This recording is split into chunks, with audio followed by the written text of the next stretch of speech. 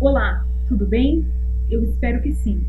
Hoje iniciaremos a segunda parte do curso de orientação bibliográfica realizado pelo PET da FOP USP.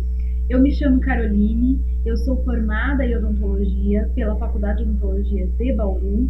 Posteriormente, eu fiz um mestrado em estomatologia, radiologia e imaginologia e atualmente eu sou doutoranda do HRAC.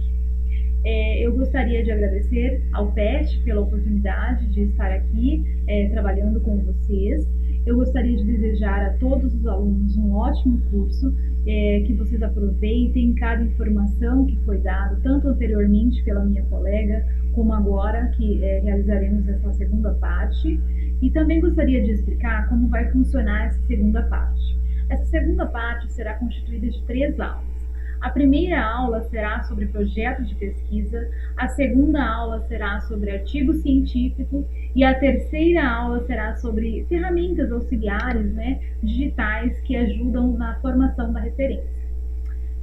Eu gostaria também de lembrá-los que dia 22 teremos o plantão de dúvida. Então, no decorrer das aulas, de acordo com que forem surgindo as dúvidas, vocês anotem as dúvidas de vocês e tirem elas no dia 22. Eu gostaria de desejar um ótimo curso, então vamos lá. Bom, como eu mencionei então anteriormente, hoje a nossa aula será sobre projetos de pesquisa e eu considero o projeto de pesquisa uma etapa primordial para a realização de um ótimo trabalho de conclusão de curso. Se essa pesquisa, se essa iniciação científica que você está realizando servirá como base para o seu trabalho de conclusão de curso, eu acho de suma importância você já ir trabalhando um ótimo projeto de pesquisa para que então você consiga escrever muito melhor, com muito mais facilidade, com muito mais habilidade, o seu trabalho de conclusão de curso. Eu me lembro que quando eu entrei na graduação, eu não tinha muita noção do que era uma iniciação científica.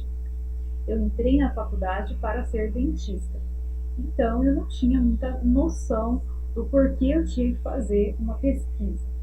E como eu não tinha muita noção, eu realizei várias pesquisas, eu participei de várias pesquisas. Então, eu fiz no total de 3 iniciações científicas durante a graduação. E eu achei muito interessante. A primeira que eu participei, eu não fiz o projeto de pesquisa, ele estava pronto. Quem fez foi um pós-graduando, no qual realizamos um estudo com 500 ratinhos lá no biotério. Foi uma experiência muito marcante e eu amei. A segunda iniciação científica, eu também não fiz o projeto de pesquisa. Quem fez foi um pós-graduando. Foi uma pesquisa realizada com dentina e esmalte de dente bovino.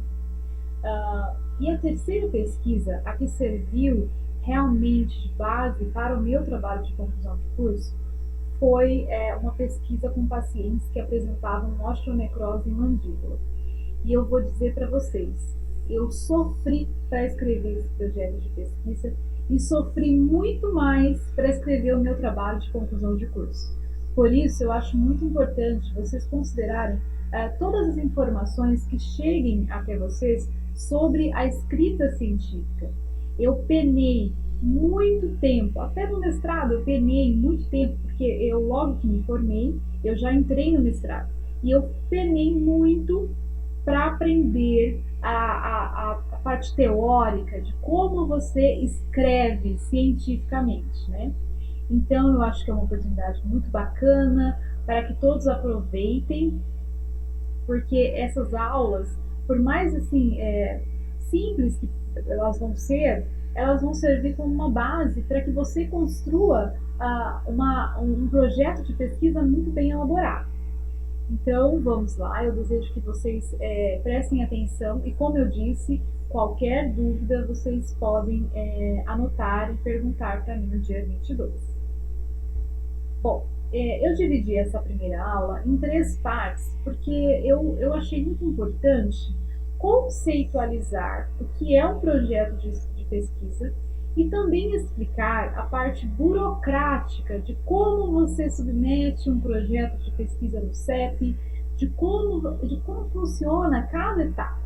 Porque, como eu mencionei, eu sofri quando eu fui fazer o meu projeto de pesquisa, e submeter no comitê de ética.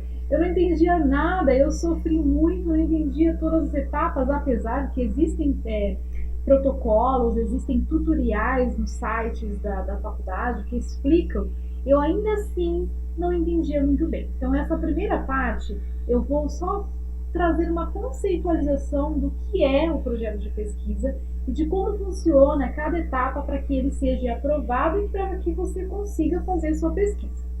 A segunda parte é mais sobre as etapas da construção desse projeto, né? Porque você não pode construir ele assim de qualquer maneira, ele tem um padrão, ele tem um molde que ele deve ser feito. E a terceira parte é a composição desse projeto de pesquisa. Portanto, vamos iniciar então essa primeira parte, que é a conceitualização de projeto de pesquisa. Bom, o que é um projeto de pesquisa? Eu acho que principalmente para os alunos do primeiro e do segundo ano, essa pergunta ela é recorrente e muitos de vocês ainda não sabem muito bem o que é isso. Como eu disse, eu quando entrei achei que ia ser dentista. Então, eu não sabia o que era um projeto de pesquisa, eu não sabia o que era uma iniciação científica e muito menos o que era uma pesquisa científica. Então, eu sofri um pouco e me perguntava muito por quê, né? Como eu disse, eu fiz uma iniciação científica com ratos, uma iniciação científica com dentes bovinos e uma iniciação científica com revisão de prontuários de pacientes com osteonecrose. Então, foi bem diverso as pesquisas que eu fiz para conseguir entender mais ou menos o que era, né? Bom, um projeto de pesquisa, ele é um documento que você tem que seguir normas, um documento de fins acadêmicos e científicos que descreve o que você vai investigar. Ao escrever esse projeto de pesquisa, espera-se que você seja capaz de demonstrar objetivamente, claramente o que você vai avaliar, o que você pretende em cada passo da sua pesquisa e como será conduzido esse estudo. Tem algumas funções que o projeto de pesquisa ele acaba desempenhando. Ele pode ser uma carta de intenções através da qual você vai apresentar a sua proposta para a FOB-USP, no caso. O retrato de uma pesquisa já em andamento, como eu disse anteriormente, eu participei de pesquisas com pós-graduandos, ou seja, os pós-graduandos estavam realizando a pesquisa e eu participei de uma etapa, de uma parte da pesquisa dele. Eu não fiz a pesquisa dele inteira. No caso dos ratinhos, eu participei eu só colocava a droga que eles estavam estudando. Eu não via o todo da pesquisa, eu só participava de uma parte, ou seja, o meu projeto de pesquisa era de um projeto já em andamento. Também funciona como instrumento para o diálogo científico e acadêmico, porque precisa desse diálogo, né, entre o todo da universidade. É um instrumento importante para a elaboração de ideias e para o autoesclarecimento de quem o produz, ou seja, você tem que esclarecer o que você está fazendo, né? É um roteiro de trabalho e é um instrumento de planejamento. Vocês vão ver como o projeto de pesquisa, quando bem feito, ele é uma receita de bolo. Você vai seguir aquilo ali, vai seguir o seu cronograma, e mesmo que haja contratempos, você sabe qual é o próximo passo. Então, você sabe como contornar aquilo para então prosseguir para o próximo passo. Então, ele funciona, eu acho que a ideia central do projeto de pesquisa é um direcionador da pesquisa. Ele vai mostrar o que vai ser feito e vai direcionar a pesquisa. Nomenclaturas. Na FOB-USP, utilizamos a nomenclatura projeto de pesquisa. Em outras instituições, em outros programas de pós-graduação, também pode ser chamado de pré-projeto. Por exemplo, na IT, eu conversei com uma colega recentemente que ela me disse que chama de pré-projeto. Também pode ser proposta de pesquisa, projeto de investigação, enfim, são nomenclaturas que vão se referir ao mesmo documento, que é esse documento que iremos estudar hoje. Vamos então agora para a segunda parte da aula, que é a etapa de construção do projeto científico. As etapas para a construção do projeto de pesquisa começam inicialmente com o cadastro na plataforma Brasil. Muitos de vocês, principalmente os que estão entrando agora, não sabem o que é a plataforma Brasil. A plataforma Brasil, ela é uma plataforma em que todos os pesquisadores que desejam realizar uma pesquisa no Brasil precisam fazer esse cadastro. Aqui está o site para vocês que estão iniciando agora. Já se cadastrem na plataforma Brasil, clicando no cadastre-se, e aí vai ter uma série de passos para você seguir ali, né? Você registra, primeiro você se cadastra, existem tutoriais que explicam tanto na plataforma Brasil como no site da FOB USP, e posteriormente você registra a sua pesquisa que você vai realizar na plataforma Brasil. Essa etapa vem antes de você submetê-la ao comitê de ética da sua faculdade. Portanto, você já vai colocar ali o que você deseja fazer antes de ser submetido ao comitê de ética, porque você vai precisar de uma folha que vai ser gerada nessa plataforma, para então submeter no comitê de ética. E então será gerada a folha de rosto.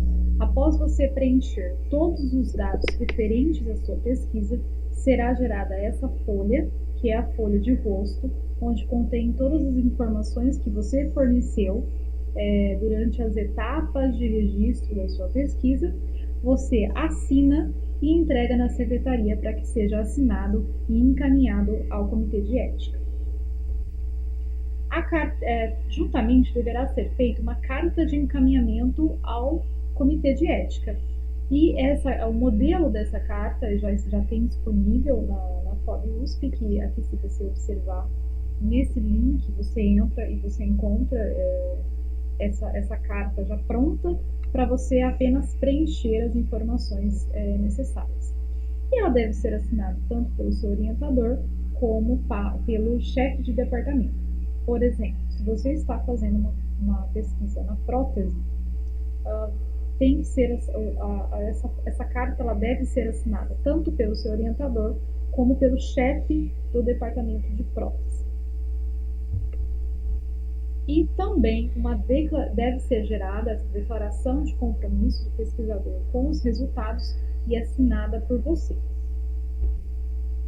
Caso a sua pesquisa envolva pacientes, você tem que ter um termo de consentimento livre. Ou seja, o paciente que será submetido à sua pesquisa, ele deve concordar em realizar a sua pesquisa. Então, você deve elaborar esse termo em que o paciente assina cedendo os direitos de ser utilizado como pesquisa, o que você realizará nele, né?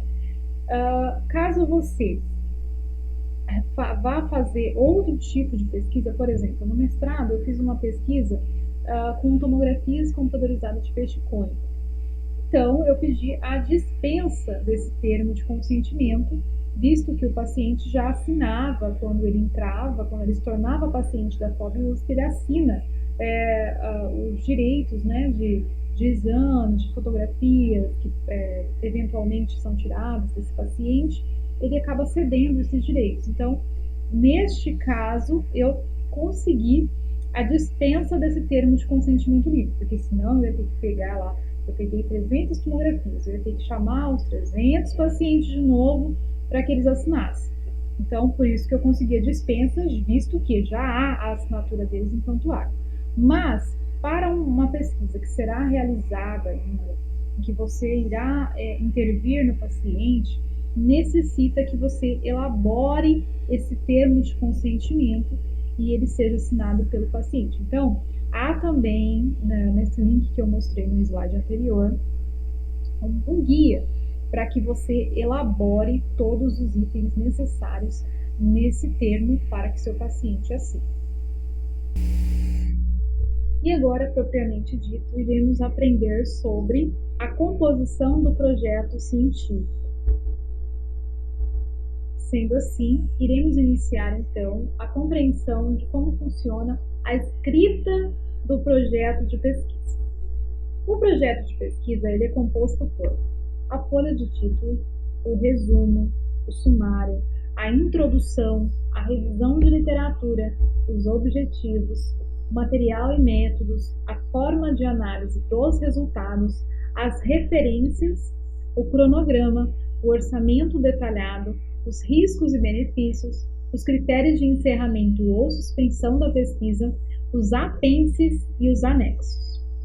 A folha de título, ela tem uma sequência, lógica, que eu acho que alguns de vocês já observaram em algumas teses, em algumas dissertações. Ela segue mais ou menos o mesmo padrãozinho, mas ela é um pouco mais sucinta, né? A folha de título tem o nome da instituição, que você vai colocar lá, Faculdade de Odontologia de Bauru, todo o nome da faculdade em letras maiúsculas, embaixo, Universidade de São Paulo, aí um pouco mais abaixo o seu nome, o nome do autor dessa pesquisa, né?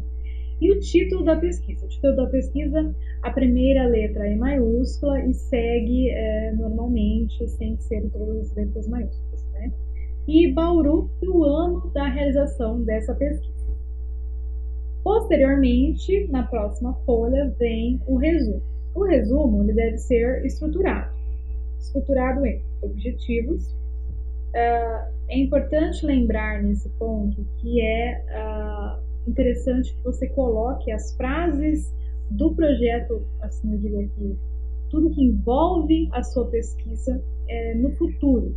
Por quê? Porque você ainda não fez a pesquisa será realizada. Então é importante colocar as sentenças sempre no futuro. Por exemplo, inicie os objetivos assim: este estudo avaliará ou será avaliado nesse estudo. Sempre coloque no futuro. Outro ponto importante é que você coloque o objetivo primário, o mais importante do seu estudo, o principal. Coloque na primeira sentença. Eu vou estudar a prevalência do terceiro molar mesializado. Coloque na primeira sentença: este estudo avaliará a prevalência do terceiro molar mesializado. Coloque lá. O seu objetivo primário, ele tem que estar com a primeira parte do seu objetivo. E então, você pode colocar também as outras particularidades que você irá estudar, por exemplo, no terceiro molar. Mas primeiro coloque o objetivo principal. E sempre de forma sucinta. As sentenças têm que ser curtas, não precisam ser longas. A metodologia. Apresentar quem, o que e como será estudado nessa pesquisa que você vai realizar. Quantifique. É interessante que você já tenha feito o cálculo amostral, para que você saiba um número aproximado de quantos indivíduos você vai precisar para a sua pesquisa. Procure agendar um estatístico para conversar. Por exemplo, no mestrado eu fiz uma pesquisa com tomografia computadorizada. E aí eu fui lá e fiz com o estatístico o cálculo amostral de quanto que eu precisaria para que a minha amostra representasse o todo que nós tínhamos de tomografia ali no nosso banco de dados. Então, converse com o estatístico, pergunte para ele quanto que ele acha interessante, ele vai lá fazer um cálculo e ele vai te dar um número aproximado. Mas e se eu não conseguir todos esses indivíduos para minha pesquisa? Você vai colocar ali no seu projeto. Caso você não consiga todos esses indivíduos, você pode fazer uma emenda. E aí, o comitê de ética, você coloca na plataforma Brasil essa emenda e coloque falando que não conseguiu esse número X que foi calculado no início, mas que você conseguiu tantos pacientes. Mas é interessante você colocar já no projeto de pesquisa o seu cálculo amostral aproximado. Na sequência, você coloca os testes estatísticos que você pretende utilizar. Não precisa ser aquela coisa assim, a ferro e fogo. Mas, por exemplo, se você for fazer uma comparação, vou fazer uma comparação entre o grupo X e o Y, coloque lá o teste que o seu estatístico falou que é o mais indicado. Converse com ele antes de fazer essa parte, que será bem interessante. Posteriormente, você coloca os resultados que você espera encontrar na sua pesquisa.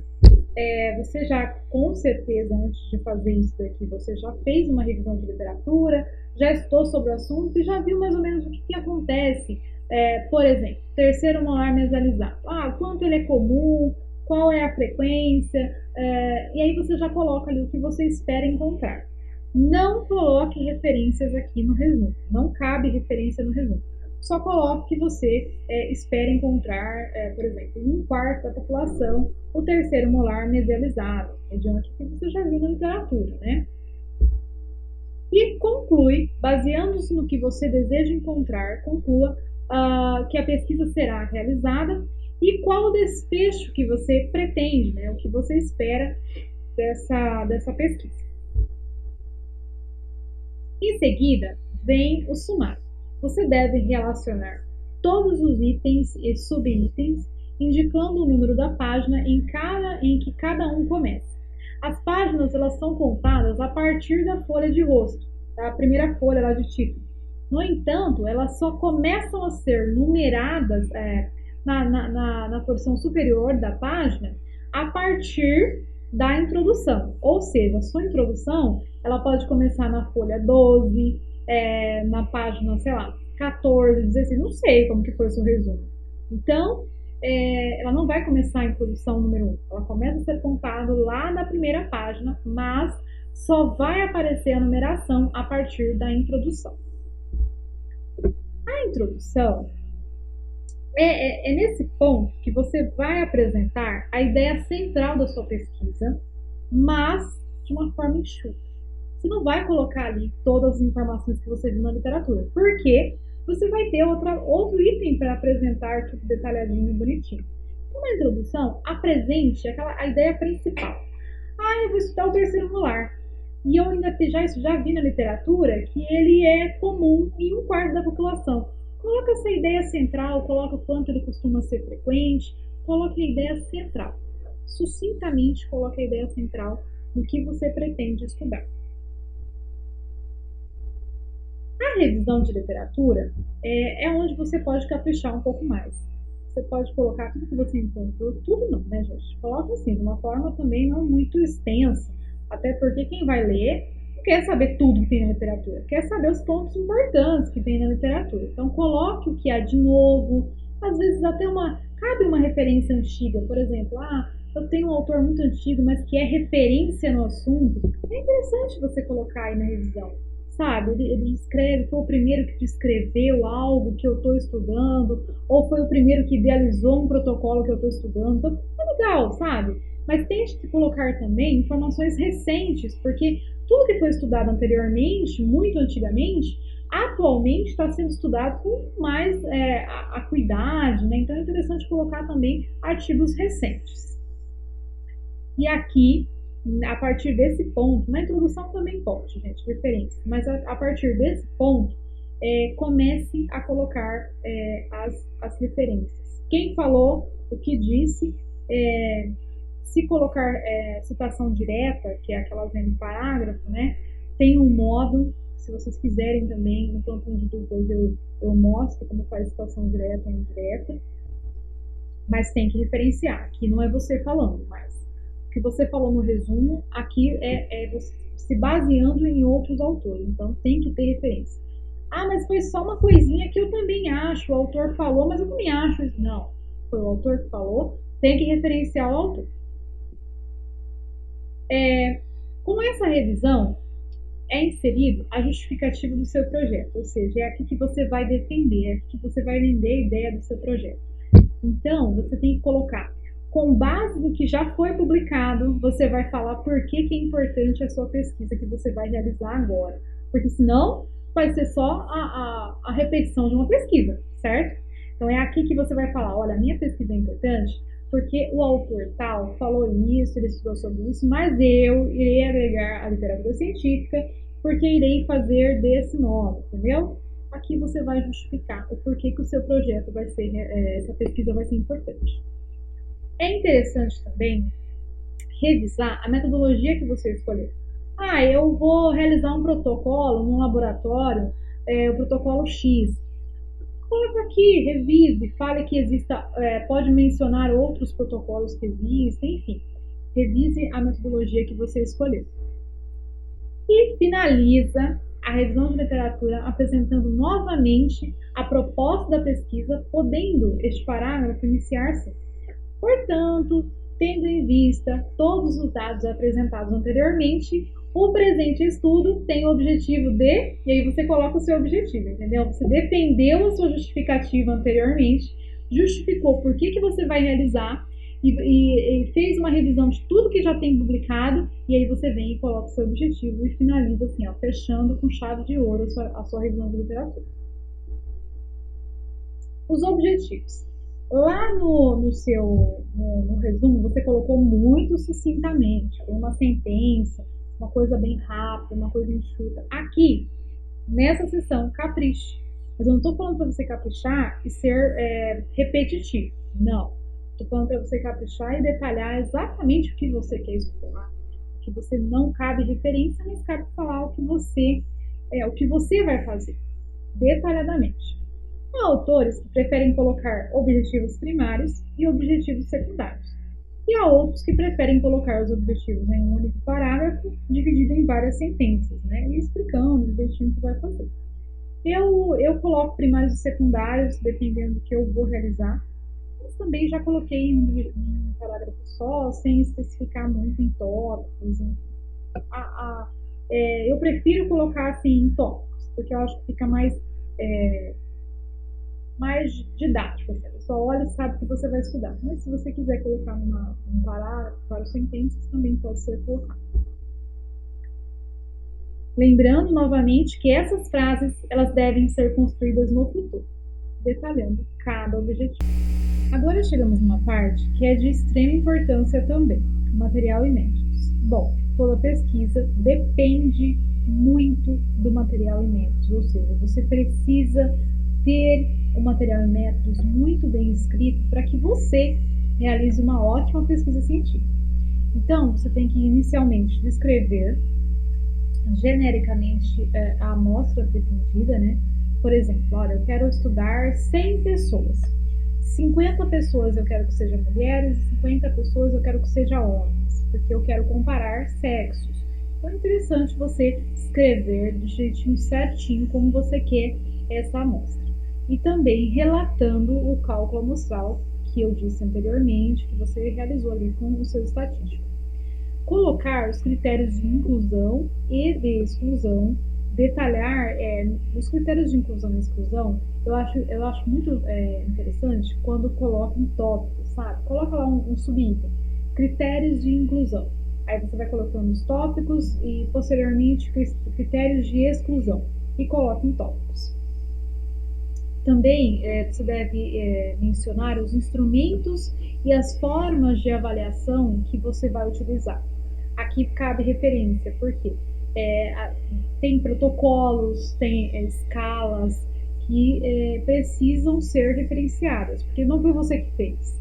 Então, tudo que você for colocar aqui, que não foi você que fez, qualquer instrumento que você vai utilizar, qualquer protocolo, qualquer forma de avaliação que não foi você que fez, não foi você que idealizou, coloque a referência, referencie o autor, o primeiro autor que utilizou esse protocolo.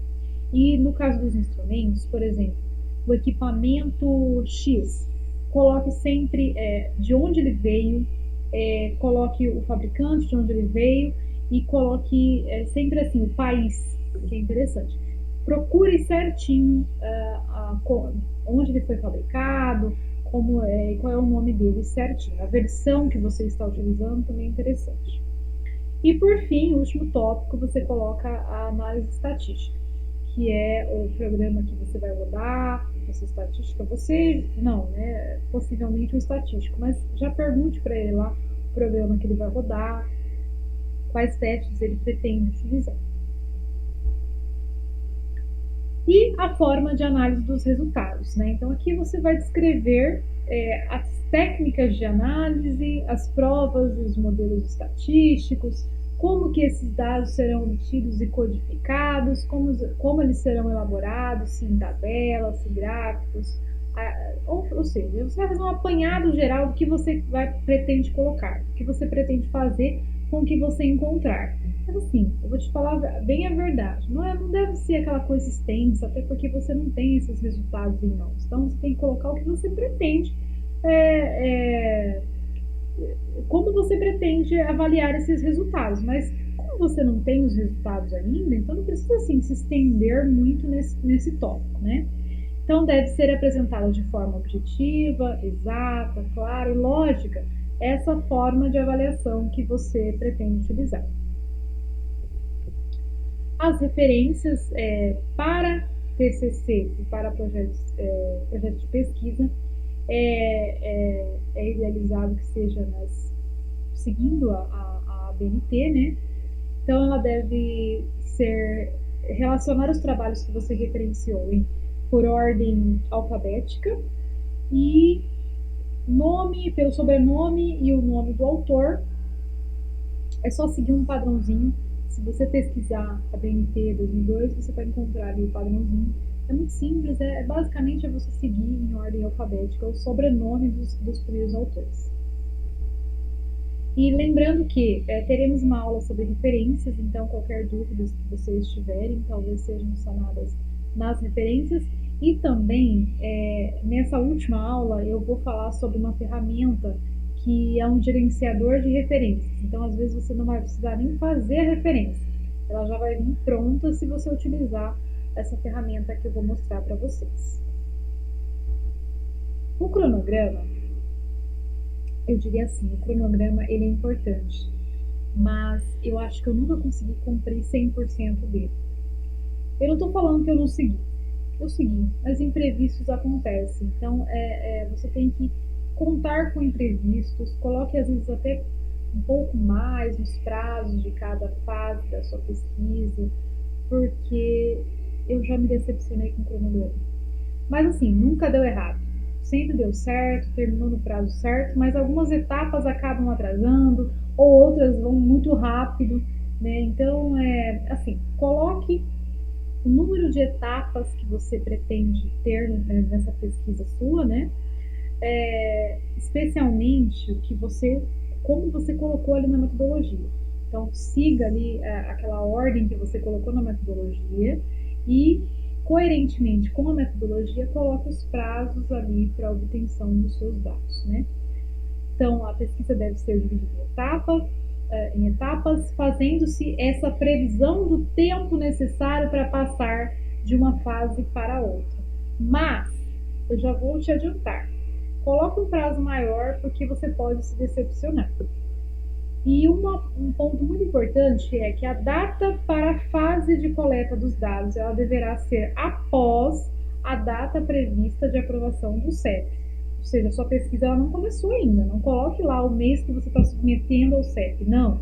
Coloque sempre um mês, uns 2 meses depois que ele foi submetido ao CEP para início da sua pesquisa, porque senão o CEP já vai recusar ali, ó, o Comitê de Ética já não vai aprovar ali, porque segundo, se você colocar no mês que você submeteu ao Comitê de Ética, ou no mês que você está agora redigindo o seu projeto de pesquisa, quer dizer que você já começou a pesquisa?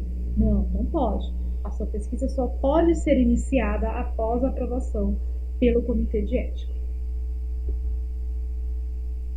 Aqui está um exemplo de cronograma, né? Como eu disse, essa parte aqui da escolha do tema, depois do levantamento bibliográfico, enfim. Essa parte aqui, ó, nunca deve ser antes disso daqui, ó, da aprovação do Comitê de Ética, ok? Mas aí também você pode mudar, gente. A atividade aqui não é um padrão isso daqui, entendeu? Às vezes você está fazendo outro tipo, seguindo outra sequência, não é um padrão isso aqui. Só vai colocar as suas atividades, os períodos que você pretende fazer, lembrando que isso daqui, ó, coleta de dados, deve estar sempre após a aceitação pelo Comitê de Ética. Orçamento detalhado. Essa foi uma parte que eu também demorei para entender. Tem pesquisa que a gente vai fazer análise de dados secundários, por exemplo, uma análise de prontuário. E você não vai gastar nada, porque você vai avaliar prontuário. Eu não vou gastar nada, então eu vou colocar 0 aqui. Não, não pode. se você recebe bolsa, se você é financiado por alguma agência de fomento ou de pesquisa, não pode ser zero, gente. Você não está gastando zero para fazer uma pesquisa. Então coloque, o mínimo que seja, né? Então tem o material de consumo, que pode ser o papel, né, um pacote de folha sulfite, é o custo da sua pesquisa. O xerox que você tirou, os materiais que você utilizou, os materiais do laboratório, é muito importante você constar informar cada item que você irá utilizar para cada fase da sua pesquisa. Informar também se o recurso é próprio. Eu não vou gastar muito, mas aí eu vou pagar, não vou nem colocar aqui. Não, coloque que o recurso é próprio. Ou se é institucional, a instituição vai fornecer o material X. Ou se você conta com o apoio de órgãos fomentadores de pesquisa, por exemplo, a FAPESP, ela sempre disponibiliza, né? Então, mencione isso corretamente. Se você não é financiado por nenhum órgão de fomento de pesquisa, coloque que o recurso é próprio. Material permanente. O material permanente refere-se ao que já há de bens duráveis na faculdade. Por exemplo, eu, para realizar aquela pesquisa com tomografia computadorizada, eu utilizei o iCat, o iCtome, ou seja, eu tive que constar ali como material permanente os aparelhos, os instrumentos, equipamentos, tudo que você utilizou. E também informar se o recurso é próprio, institucional ou de apoio de órgãos de fomento de pesquisa. Riscos e benefícios. A minha pesquisa, eu ouço muito isso e eu acho que eu até pensei isso na graduação. A minha pesquisa não fornece risco nenhum. Não tem risco. E é mentira. Toda pesquisa tem risco ao indivíduo pesquisado. Então, relatar os possíveis riscos aos participantes, especificamente da sua pesquisa, né, da sua amostra. Pesquisas envolvendo seres humanos indiretamente, como fontes secundárias de dados como prontuários, fotografias, exames, né? Informe sempre os riscos mínimos. Por exemplo, a quebra de confidencialidade. Esse é um risco assim que é muito importante, né? Eu estou avaliando só o prontuário, mas e se esses dados forem expostos? É um risco, né? Então, toda pesquisa envolvendo seres humanos envolve riscos em tipos de gradação diferentes. E também coloca os benefícios, né? É importante não só os riscos, mas os benefícios que a sua pesquisa pretende alcançar para os pacientes. O risco, aqui é importante falar, né? Que o risco também ele deve ser especificado para o participante no momento em que você for aplicar aquela intervenção que você irá utilizar. Então, você tem que dizer para o paciente, não apenas no termo que ele assina, mas você tem que mencionar os riscos que sua pesquisa apresenta. E tem que ser adequado ao nível de escolaridade do seu paciente. Eu acho muito interessante a odontopediatria, que quando eles vão fazer alguma pesquisa com crianças, eles mostram para a criança e para o responsável. Então, a criança, no nível dela, né, de cognição ali, eles explicam de um jeito diferente e também explicam para os pais. Então, acho que assim, é muito importante isso, né? Eu acho muito, muito bacana, né, essa parte assim, que você explica para a criança. Às vezes a criança não quer participar, gente. E se o responsável assina que sim, que ela pode participar e a criança não quer participar, não deve ser feito. Eu acho interessante respeitar, né? E outra coisa que deve ser especificada é que a sua pesquisa, ela pode sim causar algum constrangimento, ou, por exemplo, se envolve uma parte assim, do psicológico da pessoa que traga memórias ou situações que já esse paciente tenha vivido ou vai viver ali no momento da sua entrevista, da sua intervenção. Então, especifique adequando o nível de linguagem, né, do paciente que você irá estudar. Sempre fale os riscos e os benefícios. Também é importante você listar os possíveis motivos para que você encerre ou suspenda a sua pesquisa, né? Porque às vezes a pesquisa vai ser interrompida por um motivo X que você não previu antes, e aí você vai ter uma dificuldade muito maior para explicar isso para o comitê de ética e também para os responsáveis, né? Eu quis trazer a resolução aqui porque é importante nós, termos sempre a resolução, o que há de publicado, o que é lei, o que é resolução, porque às vezes a gente se baseia muito no que o colega disse, mas se você não lê a resolução na íntegra, acaba você ficando sempre assim, dependente do que o orientador disse, do que o colega disse. Então eu trouxe a resolução que diz: o pesquisador responsável, ao perceber qualquer risco ou dano significativo ao participante da pesquisa, previsto ou não no termo de consentimento que ele assinou lá, deve comunicar o fato imediatamente ao CEP ou CONEP e avaliar se há necessidade de adequar ou suspender a sua pesquisa. Nas pesquisas da área da saúde, ou seja, da nossa área, tão logo constatada a superioridade significativa de uma intervenção sob outra comparativa, ou seja, se você está fazendo fornecendo um tratamento que há um outro que é muito melhor, o pesquisador deverá avaliar a necessidade de adequar ou suspender o estudo em curso, visando oferecer a todos os benefícios do melhor regime, ou seja, sempre o paciente deve receber o melhor tratamento. Apêndice. São textos ou documentos que foram feitos por você, pelo pesquisador, que serve de fundamentação, comprovação, ilustração. Podem trazer como exemplos questionários ou fotografias que você irá mostrar durante a sua entrevista com o paciente, enfim, é o que você fez. Os anexos são documentos ou textos que não foram feitos por você, foi feito por outras pessoas e que servem também como fundamentação, comprovação ou ilustração, como, por exemplo, documentos originais, fotografias tiradas, enfim. Eles devem ser colocados um em cada página, cada anexo é uma página, não, ele é pequenininho, vou colocar 2 em uma página, não, vou colocar só um em cada página. Eles devem ser numerados e cada anexo ou apêndice inicia-se em páginas distintas, tanto o anexo como o apêndice tem que ser cada um em uma página. E na página de rosto do anexo, recomenda-se que você coloque a fonte de onde você tirou, né, o autor, qual você colocou, enfim. Bom, pessoal, é isso. Nessa primeira aula eu acho que eu falei o que eu tinha aqui para falar. E qualquer dúvida, como eu disse, vocês podem me perguntar no plantão de dúvidas, eu estou aberta a responder essas dúvidas.